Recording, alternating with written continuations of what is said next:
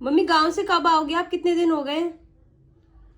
बेटा मुझे आने नहीं दे रहे ये लोग। अब कह रहे हैं कि कल चली जाना। मैं तो आज बोल भी रही थी, मेरा व्रत भी था, तो कह रहे थे कि कल चली जाना।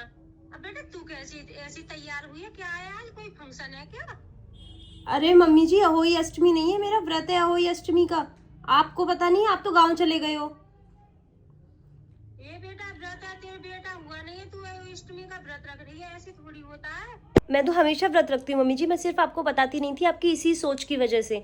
माँ के लिए दोनों संतान बराबर है ना। बेटा ऐसी तो देख, हम पे भी बेटी हुई थी, माँ तो हम भी बने थे, हमने तो व्रत नहीं रखे थे जब तक चिंटू नहीं हुआ था। मम्मी जी, बेटियों के साथ बचपन से ही भेदभाव शुरू हो जाता है। यही चीजें तो हमने अपने बचपन में देखी थी। मैं अपनी बेटी को इन सब चीजों से स्ट्रगल नहीं करने दूंगी।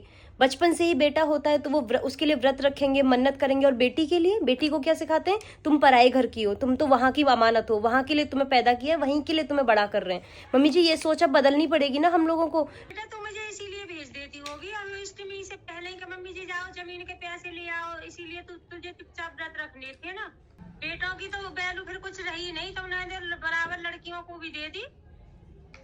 मम्मी जी, अपनी सोच ना आपको ये बदलनी पड़ेगी। आप गांव से वापस आइए, फिर मैं आपको अच्छे से समझाऊंगी, बैठ के बात करूंगी आपसे कि यहाँ मोहल्ले वाले सुन रहे हैं, अपनी जुबान कम चला, यहाँ सब लोग सुन रहे हैं, तुझे तो मैं आके बताऊंगी।